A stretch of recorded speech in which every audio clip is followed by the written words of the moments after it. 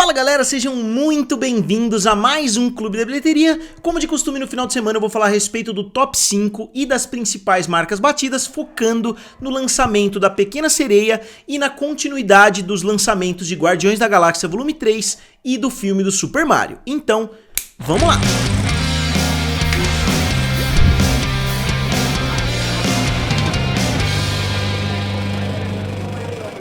E só explicando pra vocês, esse final de semana os números vão ficar um pouquinho confusos se você for pesquisar aí pela internet, porque se trata de um final de semana estendido, que lá acho que é o Memorial Day Weekend, né, alguma coisa assim, que é um feriado emendado até segunda-feira. Então muitos sites já estão jogando previsões para amanhã, né? Então muitos sites já estão dando números com previsões de segunda-feira e outros sites não estão dando essas previsões. Então só deixando bem claro para vocês que mais até do que o normal, se vocês procurarem aí na internet, vai estar muito inconstante o resultado de cada um desses filmes. Começando, obviamente, pelo filme da Pequena Sereia, que é um remake, né, em live action do filme clássico aí da Pequena Sereia. O filme tá recheado de controvérsias, obviamente. Todos vocês sabem, né, das discussões em volta desse filme, mas o filme teve uma abertura de competentes 95,5 milhões de dólares em território americano. O território americano tá longe de ser o problema desse filme, porque o resultado foi relativamente positivo, não foi um resultado sensacional, mas a expectativa é que o filme traga mais de 20 milhões de dólares na segunda-feira também, batendo confortavelmente aí a marca dos 100 milhões de dólares. E eu fiz algumas anotações aqui a respeito dos outros lançamentos em live action da Disney. Esse filme ficou melhor do que alguns, pior do que outros, e outros filmes em live action foram lançados diretamente no Disney Plus, então não dá pra gente comparar, só que com certeza essa abertura não foi ruim, pelo menos em território americano. Se o filme é um flop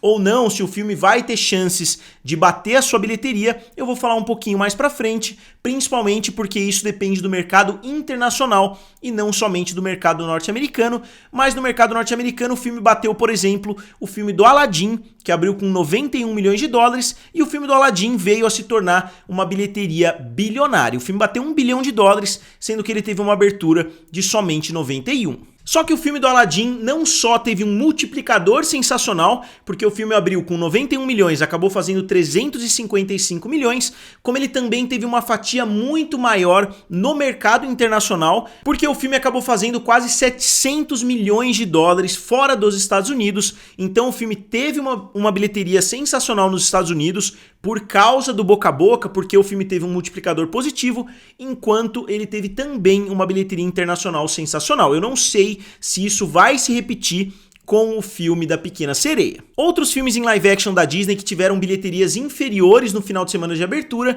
foram filmes como Alice Através do Espelho, que abriu com terríveis 26 milhões de dólares. Então esse filme teve uma das piores performances dos live actions até agora. O filme fez também muito mais dinheiro do que Dumbo, que abriu com 45 milhões de dólares. Fez mais dinheiro inclusive do que Malévola, que abriu com 69 milhões, só que Malévola fez 518 milhões de dólares fora dos Estados Unidos para um total de mais de 700 milhões de dólares. Então o filme foi muito bem sucedido, principalmente no mercado internacional. E o filme da Pequena Sereia fez inclusive mais do que Cinderela, que abriu com 67 milhões de dólares. Só que uma coisa que a gente tem que levar em consideração é o orçamento. O filme da Cinderela custou 95 milhões de dólares, outros filmes custaram bem abaixo dos 200 milhões de dólares que o filme da Pequena Sereia custou, então uma abertura de 95 milhões é relativamente pior até para Pequena Sereia do que uma abertura de 67 milhões é para um filme como Cinderela. E como eu disse, outros filmes não têm bilheteria, né, pra gente usar como base.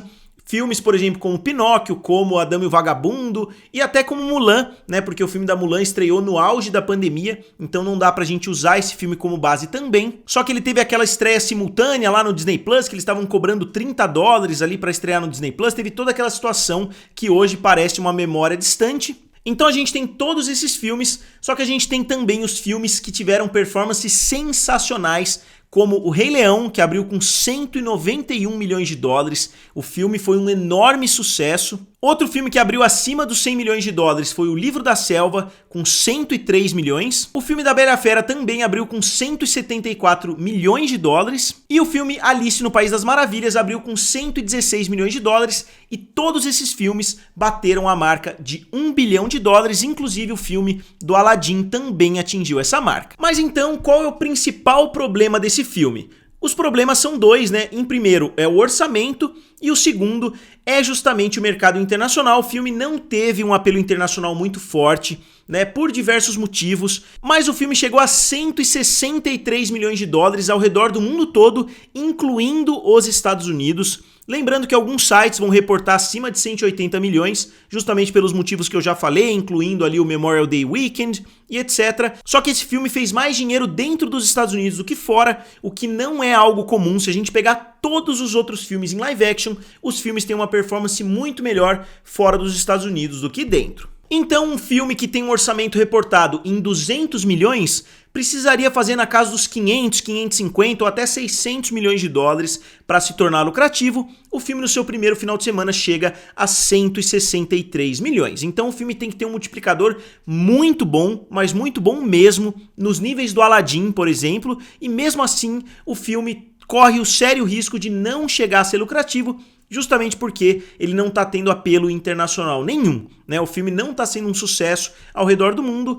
Nos Estados Unidos até dá pra gente considerar, porque se o filme tivesse estreado com 95 milhões nos Estados Unidos e 180 milhões fora dos Estados Unidos, ele já estaria chegando ali na casa dos 300 milhões praticamente, o que seria muito mais fácil da gente considerar um sucesso do que essa marca de 163. Então, se eu tivesse que apostar dinheiro, a Disney vai perder com esse filme não vai vir a ser lucrativo, a menos, obviamente, que ele tenha pernas muito longas. O filme tá tendo, sim, uma aceitação positiva, eu vi muitas pessoas falando de forma positiva do filme, só que eu também vi muitas pessoas falando de forma negativa. Como eu sempre falo pra vocês, resta a gente acompanhar os próximos finais de semana pra saber. E na segunda posição, com uma queda bastante acentuada de 65%, ficou o filme Velozes e Furiosos 10, ou Fast X, que fez mais 23 milhões de dólares, com uma queda realmente muito acentuada. Eu, sinceramente, não tô aguentando mais ouvir o Vin Diesel falando que é uma saga melhor do que Harry Potter, melhor do que Star Wars, melhor do que todos os filmes da Marvel e etc,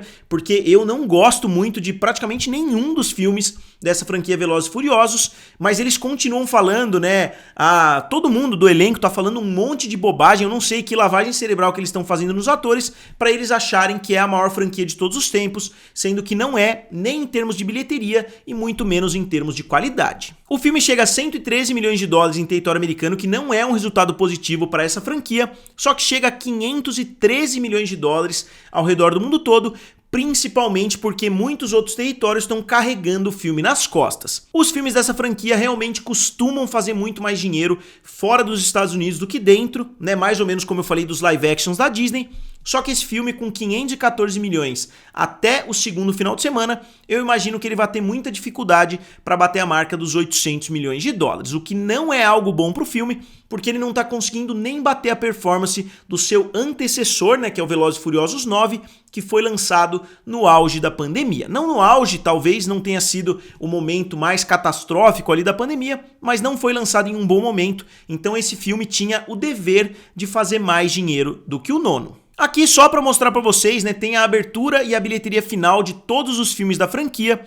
A gente tem o Velozes e Furiosos 6 com 788 milhões, Velozes e Furiosos 7 com 1,5 bilhão, Velozes e Furiosos 8 com 1,2 bilhão, Velozes e Furiosos 9 com 726 e o Velozes e Furiosos 10 com 507 milhões. Se eu tivesse que apostar, eu diria que esse filme vai bater Velozes e Furiosos 9 e vai bater Velozes e Furiosos 6, mas vai ficar muito atrás do 7 e do 8. E na terceira posição, com mais um final de semana sensacional, ficou o filme Guardiões da Galáxia Volume 3, que vem tendo quedas muito baixas de final de semana para final de semana. O filme no seu quarto final de semana fez mais 19,9 milhões de dólares e teve uma queda de somente 38%, que é uma queda muito positiva para um filme de super-herói. Eu tô vendo muitas pessoas casuais, né, digamos assim, pessoas que não estão acostumadas a ir aos cinemas, indo e elogiando bastante o filme Guardiões da Galáxia Volume 3. Digam aqui nos comentários se vocês estão tendo experiências parecidas, se vocês estão ouvindo pessoas elogiando bastante o filme, pelo menos é a experiência que eu tô tendo. O filme tá praticamente batendo a marca dos 300 milhões de dólares em território americano, com 299, e ao redor do mundo todo ele chega à marca de 731 milhões de dólares, que do final de semana passado para esse coloca ele à frente do filme Capitão América e o Soldado Invernal. E mesmo com uma abertura bem abaixo do seu antecessor, a gente tem esse filme volume 3 chegando próximo ali do volume 2, que é o filme mais bem sucedido da franquia, porque mesmo com uma abertura de 114 contra uma abertura de 146, a gente tem um resultado de 863 milhões contra 731. Eu ainda não acho que Guardiões da Galáxia 3 vá bater o que Guardiões da Galáxia 2 fez, só que eu acho que a bilheteria, se ele conseguir bater o primeiro filme, eu acho que já dá para ser considerado um sucesso, mesmo que o orçamento tenha sido mais acentuado do que os anteriores, só que isso tem muitos motivos, inclusive um erro não forçado absurdo da Disney, né, eles demitirem o James Gunn.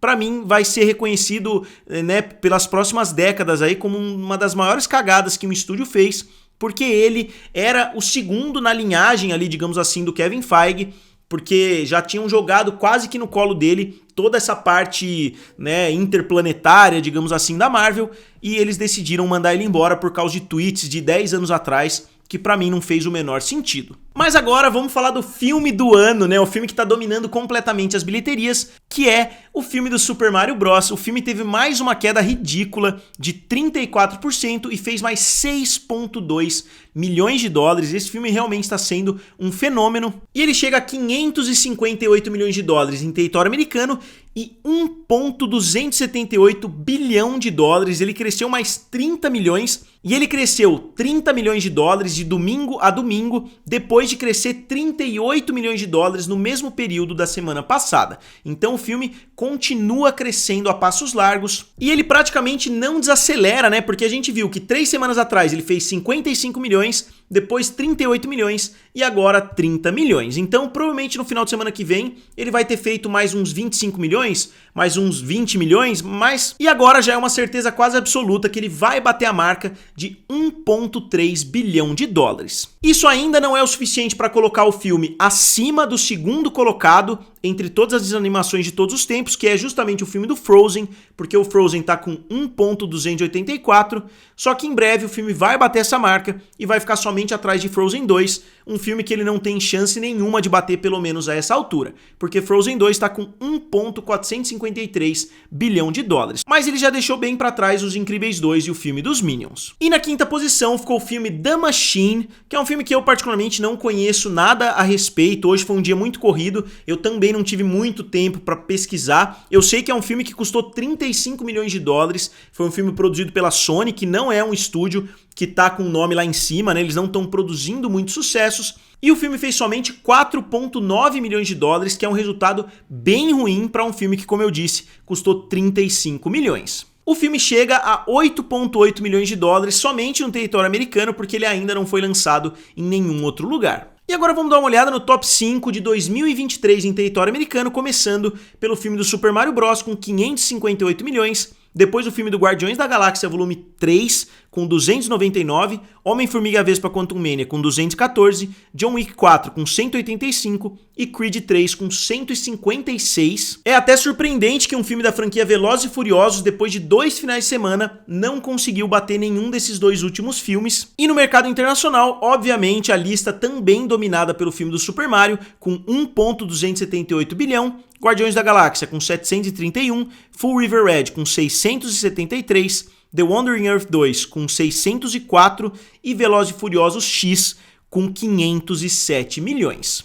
Então, pessoal, como eu disse, os números ficam bem confusos quando a gente tem um feriado como esse, mas de qualquer forma, se tiverem alguma dúvida, digam aqui nos comentários que eu tento esclarecer para vocês e eu vou tentar essa semana lançar alguns outros vídeos envolvendo análises de bilheteria, porque tem algumas ideias que eu tenho que não dá para eu incluir aqui no Clube da Bilheteria de domingo. Então, como sempre, eu gostaria de saber de vocês. Digam aqui nos comentários o que vocês acharam, principalmente da abertura da Pequena Sereia, da performance de Velozes e Furiosos 10, do filme do Super Mario e do filme do Guardiões da Galáxia Volume 3. E como sempre, digam aqui nos comentários, curtam o vídeo e se inscrevam no canal. Valeu?